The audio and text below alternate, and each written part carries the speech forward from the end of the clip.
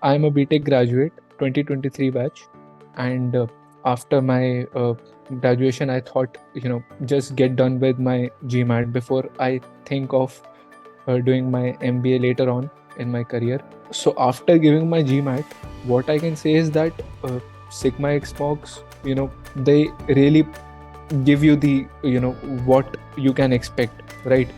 Not even a plus minus 20, I would say plus minus 10 is there, because my last two mocks were 680. Last three mocks were 680, 690, 680, and 710. So I was always hitting that ballpark. It was underwhelming to say the least, because I expected myself, because I was as an engineering graduate, and I thought that I'll be able to score really great in quant, and then verbal, though it's English, I'll be able to do well. But then the mentality that you have during the test and the time management is totally different from what you experience while practicing questions through books. Hello, everybody who's watching this video, and I welcome you all to yet another debrief session with us. My name is Dhruv, and I'm one of the strategy experts at e-GMAT. And with me today, I have Kushagra, who recently scored a 700 with a Q49 and a V35 on his recent GMAT attempt. Kushagra has come a long way. He started his GMAT journey with an ability of 610 with Q47 and a V27. And as I just mentioned, he's come a long way. And he recently took the test, scored a 700. And within a couple of days, he's here with us to share his journey, his learnings. And he's here to share his journey with a lot of you people out there who are here looking forward to some insights. And trust me, his learnings are certainly going to be of great use to all of you people here watching this video. And then these learnings will go a long way in your GMAT journey. So Kushagra, I welcome you.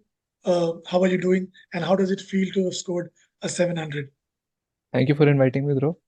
And certainly it feels great to, to complete this journey with a fruitful end. And it feels great to, to see that my efforts have been fruitful. So Right, feels good. right. The outcome was something that added, icing to the cake. The journey, I'm Accent sure, with the cake. was Yeah. wonderful, but the desired outcome was something that Yeah. actually made this even more fruitful, right? So Kushagra, before we dive into your journey, just help our viewers with a bit about your background, whatever is relevant, so that they know where you come from. Yeah. So I'm a BTech graduate, 2023 batch, and after my graduation, I thought, just get done with my GMAT before I think of doing my MBA later on in my career. And I understand that after joining your careers, right, what happens is that you get into your corporate mindset and whatever, whatnot, and you're not able to get back into your, you know, to get back your educational acumen to that level, right? Mm. So I was still in my college phase, my job was deferred. So it was somewhat blessing in disguise that Yeah, I could give my time and give my GMAT with absolute focus without any hindrances. So yeah. right. Kushagra, I always tell a lot of my students that the decisions that you make throughout this journey, wrong, right, small, big, every decision has its own impact on the final score, Right. right? Right. And I truly believe that this decision of yours to take the GMAT even before you started, with your professional career was a very wise one, because most of them who start with their professional careers, the major problem that they face is time management, because they are unable to devote a lot of time towards their prep, and balancing that work and professional commitment with the Yeah. GMAT prep is a huge challenge. And you made a very smart decision of taking that right out of the way, right at the beginning, so that now you can focus completely on your career, build your profile, and then go for the MBA applications. Is that the Yeah. plan, if I'm right? Yeah, that is. Right. Right. That's great. Now, Kushagra, we know why did you start with your GMAT journey, and why did you start it right now? When you started, with your GMAT journey, and you took the first mock on our platform, scored a 610. What were the Right. first thoughts? So It was underwhelming to say the least, because I expected myself, because I was as an engineering graduate, and I thought that I'll be able to score really great in quant, and then verbal, though it's English, I'll be able to do well. But then the mentality that you have during the test and the time management is totally different from what you experience while practicing questions through books, right? So I had solved the OG books, right? And at that time, I wasn't managing my time that well. And moreover, there wasn't much conceptual clarity, particularly in verbal, right? Where you require a lot of conceptual clarity, because without that, what will happen is that sometimes you'll score 9 out of 10, but the other times, or most of the time, what's going to happen is that you're only going to be able to the easy scores, the low hanging fruits, Mm. right? So 610 was not great, but then it motivated me that, yeah, there is a long way to go. I have joined this course for a Mm. reason, right? And there is a lot to know. Right. So I took it in a, I took it sportingly. I thought that Right. you guys give me 610, so I'll do better, and Wow. That's a great attitude to have. We would love to have such students who take up these, starting jolts as a motivation and work hard even further. And trust me, Kushagra, you were one swift, uh, person that I knew.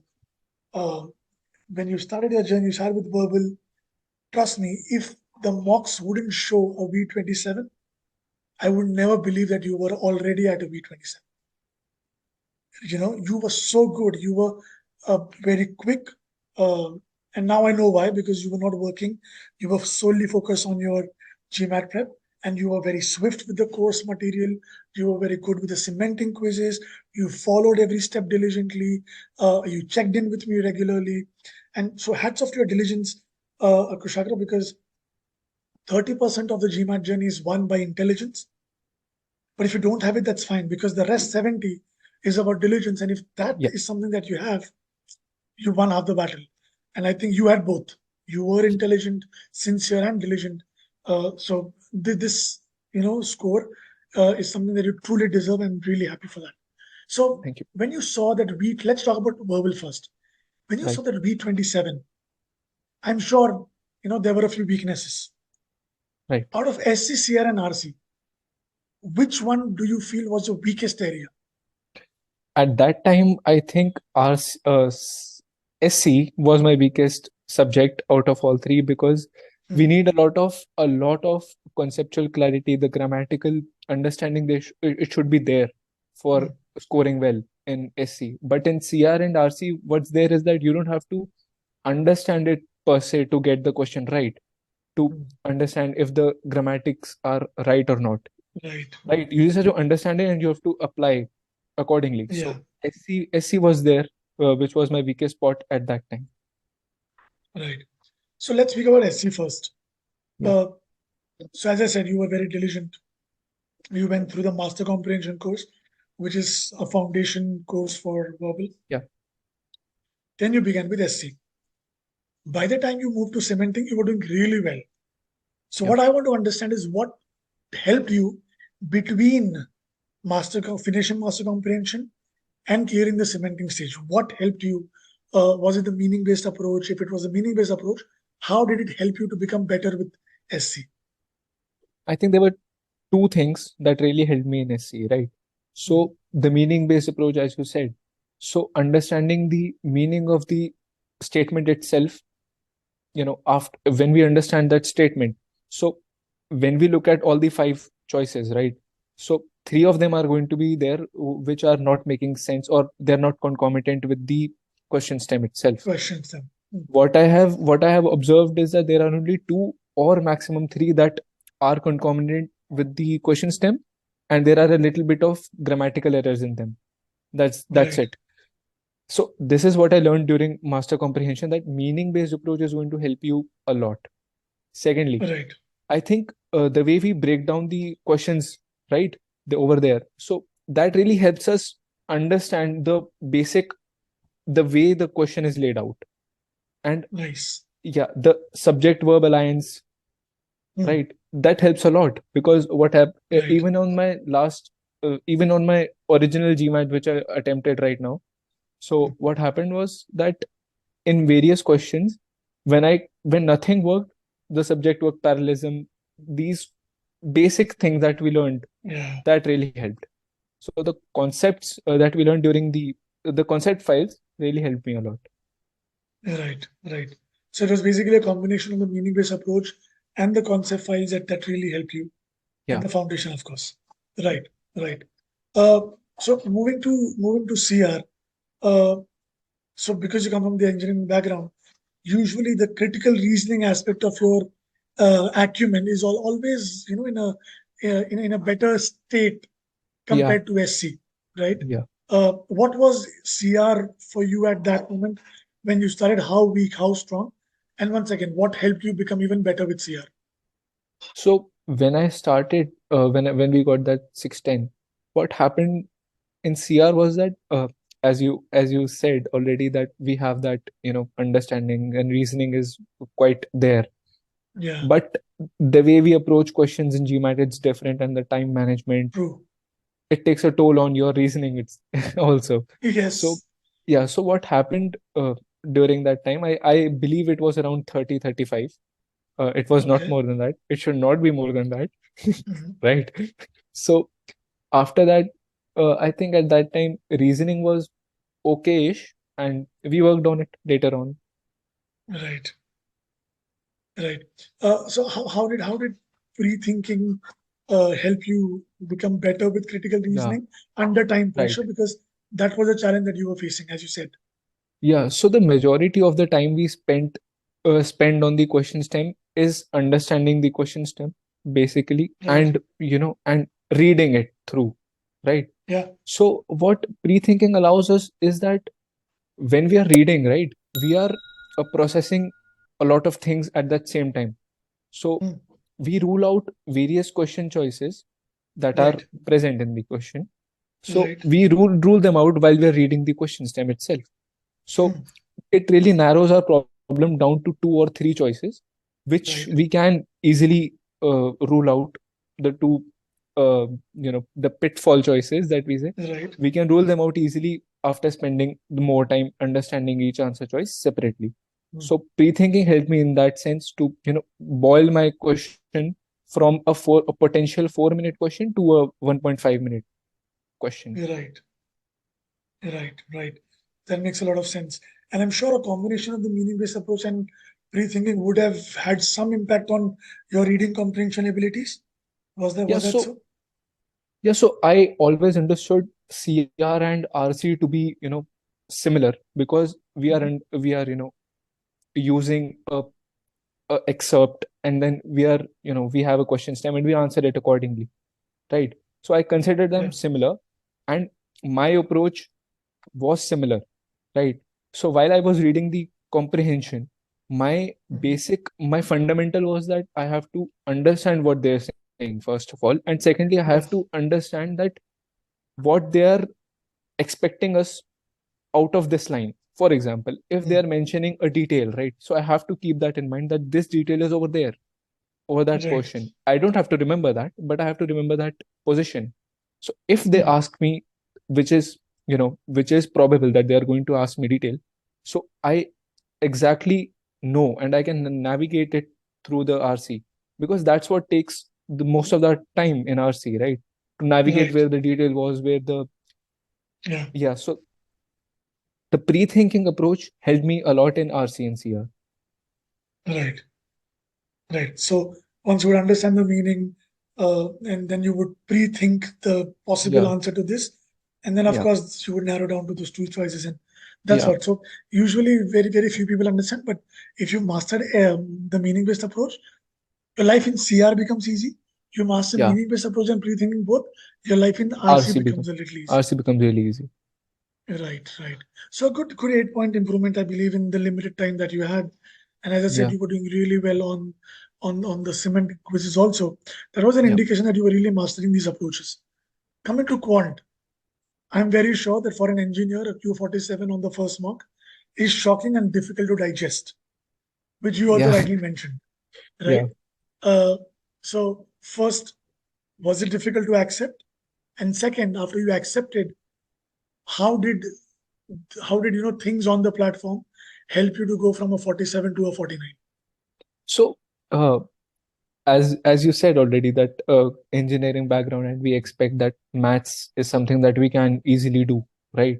Hmm. But as I mentioned earlier, the time management and your, you know, the way you understand the question pattern, it Right. changes a lot of our reasoning abilities, right? Hmm. So Q47 was difficult to digest, but when I understood which question types I was failing at, and we Right. worked accordingly during our cementing and our concept files, I was really able to understand which approaches to take in a 1.5 Hmm. to 2 minute question, which approaches Right. suit my temperament better. So Hmm. when I applied all that, what happened was that I was able to easily answer questions which I usually would take 2.5 or 3 minutes, but Right. now I was able to answer them under 2 minutes. So that saved me time for those lengthy hard questions, and I was able to answer my normal questions within time limits while saving some time. So this Right. is from Q47 to Q49. What's going to take you there is your time management and your reasoning abilities, which you will have to practice for that. And thirdly, it's your conceptual understanding and the particular way to solve a particular question type. So that is something that we Right. have to work on. So particular way to solve a particular question type is the Yeah, process skills, yeah, right? the That process we skills, have on the right, platform. right. Right. Right. Uh, so, many students usually give a lot of credit to the Scholaranium questions Yeah, and the Scholaranium portal that we have yeah, on our platform. What role did the Scholaranium questions play, and how close were they to the real official GMAT yeah. questions? So as we go through our e-GMAT journey, so we use the Scholaranium portal for all our as a question bank, right? Right. And uh, initially I found a gap between the OG questions and the Scholaranium question, and I wasn't Right. able to understand what the reason was, right? Because there was a certain thinking going on in my mind that Right. OG questions I'm able to solve, but the Scholaranium questions I'm failing at them, right? Right. But while we practice a lot, I Mhm. understood that there's a reason for that, right? So Mhm.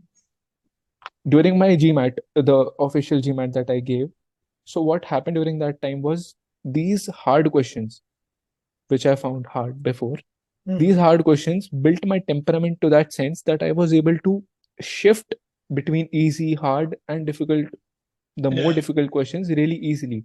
And I was able to navigate through the test. I Right. was able to move swiftly. It wasn't something that I hadn't already done. So No, it wasn't surprise. yeah. So the difficulty level, as to say, it was quite up there with the GMAT.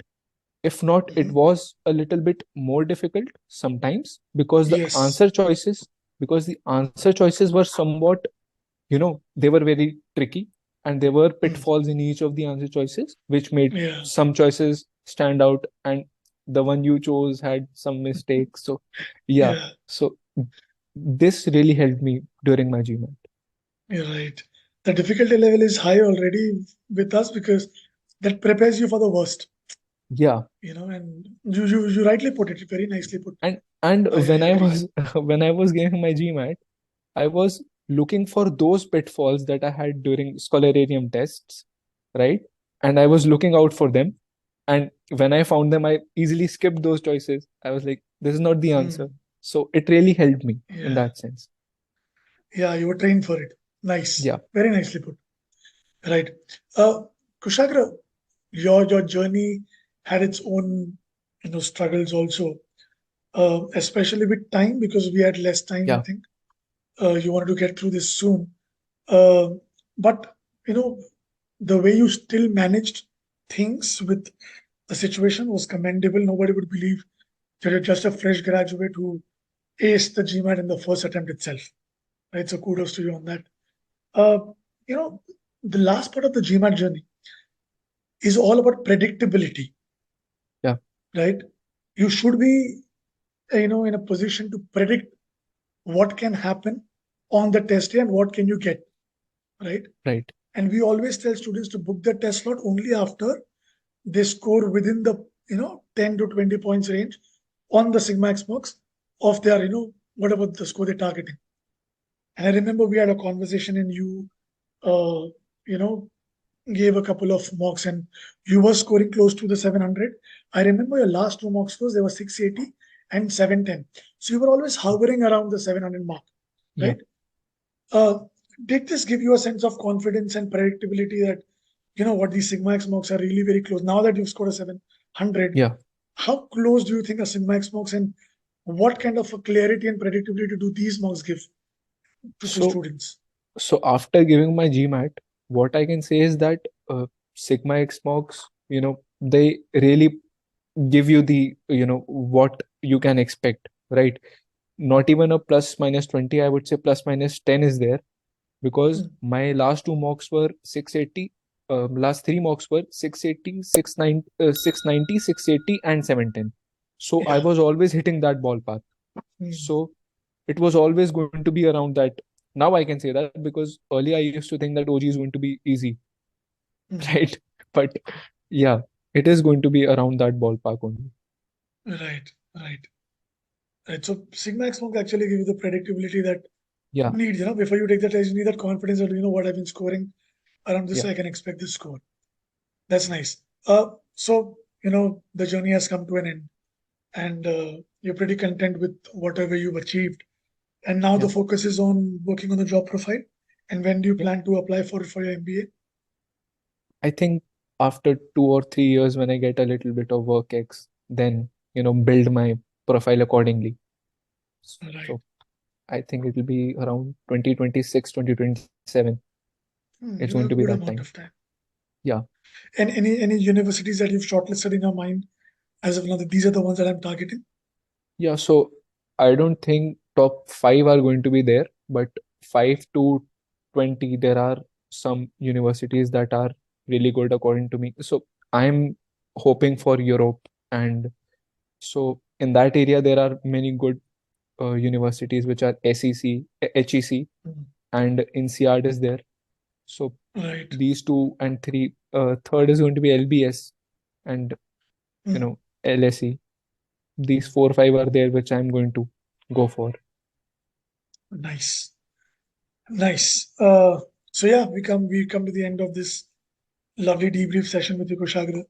I'm sure your insights and your tips are going to go a long way, with a lot of uh, GMAT aspirants who are right now probably watching this video and are making notes of all that you mentioned. So thank you so much for doing this. And trust me, you're one of the most diligent students that I came across. You're extremely sincere. And now that you cleared the GMAT part of the journey, I wish you the best for Thank you. the career that you have ahead of you, and then for the MBA applications. Do keep us posted about your progress because we'll always be your greatest cheerleaders out there. So all the best, Kushagra, and do well. Thank you so much, bro. Thank you.